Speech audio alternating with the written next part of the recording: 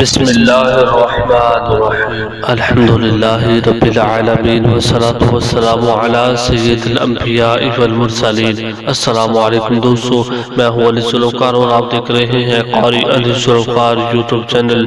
امید کرتا ہوں آپ خیر و عافیت سے ہیں اور اللہ تعالیٰ سے دعا ہے کہ اللہ تعالیٰ آپ کو اور مجھے اور اس دنیا کے تمام مسلمانوں کو تمام مشکلات اور پریشانیوں سے نجات عطا فرمائے، آمین۔ آج کے ہمارے ویڈیو کا ٹاپک سکرین پر واضح کر دیا گیا ہے۔ اس خوبصورت موضوع کو سننے سے پہلے اگر آپ ہمارے چینل پر نئے ہیں، آپ نے ابھی تک ہمارے چینل کو سبسکرائب نہیں کیا، تو میری آپ سے التجا ہے کہ آپ پہلے ہمارے چینل کو سبسکرائب کریں اور ساتھ ہی بیل کے آئیکن کو بھی دبا دیں تاکہ ہماری ہر نئی آنے والی ویڈیو آپ کو ہر وقت ملتی رہے۔ تو چلیے میرے پیارے دوستو، اس خوبصورت ویڈیو کا آغاز کرتے ہیں۔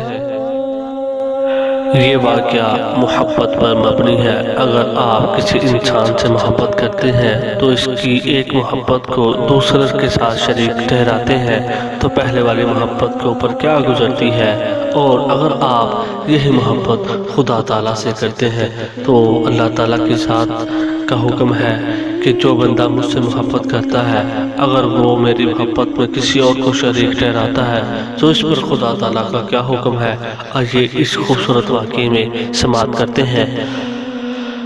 حضرت حسن بصری رحمت اللہ تعالی علیہ فرماتے ہیں، مجھے ایک دوپن نے توحید سکھائی۔ کسی نے پوچھا کہ حضرت وہ کیسے؟ فرمانے لگے، میرے ہمسایہ میں ایک دھوبی رہا کرتا تھا۔ میں ایک مرتبہ اپنے گھر کی چھت پر بیٹھا گرمی کی رات میں قرآن پاک کی تلاوت کر رہا تھا۔ ہمسایہ سے میں نے ذرا اونچا اونچا بولنے کی آوازیں سننا شروع کی۔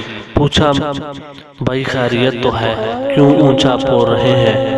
جب غور سے سنا تو مجھے پتا چلا کہ بیوی اور میاں آپس میں جھگڑ رہے ہیں اور وہ اپنے خاوند کو کہہ رہی تھی، دیکھ تیری خاطر میں نے کتنی تکلیفیں اٹھائی، برداشت کی، فاقے کاٹے اور سادہ لباس پہنا، مشکلیں اٹھائی، ہر دکھ سکھ تیری خاطر میں نے برداشت کیا، اور میں تیری خاطر ہر دکھ برداشت کرنے کے لیے اب بھی تیار ہوں، لیکن اگر تو چاہے میرے سوا کسی اور سے نکاح کر لے تو پھر میرا تیرا گزارا نہیں ہو سکتا، تیرے ساتھ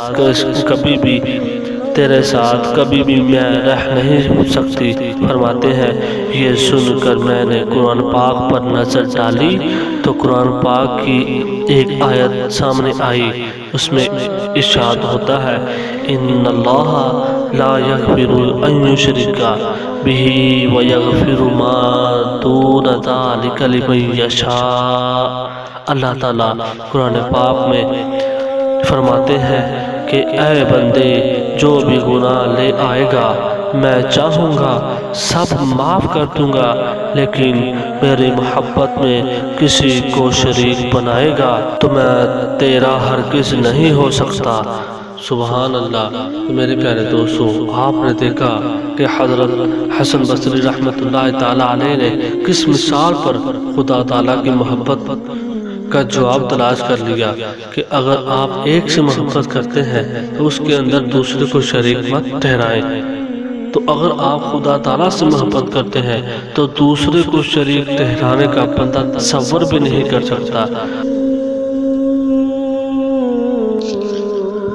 خدا کی نعمتیں، خدا کے کرم، خدا کے فضل، خدا کے حکم، خدا کے جستجو، خدا کی آرزو، خدا کی چاہتیں، خدا کی عبادت کی لذتیں، خدا کے نام کی روحانیت، خدا کے ذکر کی خوشبو، خدا کے دین کی نورانیت، خدا کے نام کی دعوت، خدا کے دین کی تبلیغ، خدا کے نام کی طویل سجدے، انتظار خدائے حسن جلوائے دیدار ہے۔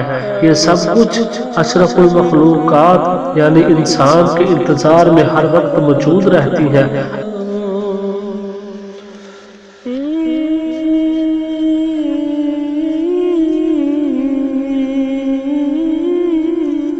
اگر انسان خدا کی محبت میں کسی اور کو شریک ٹھہراتا ہے تو یہ سب چیزیں اس طرح دور ہو جاتی ہیں جیسے مکھن سے نکلا ہوا بال، کہ پتہ بھی نہیں چلتا کہ یہ چیزیں کہاں سے کہاں چلی گئی۔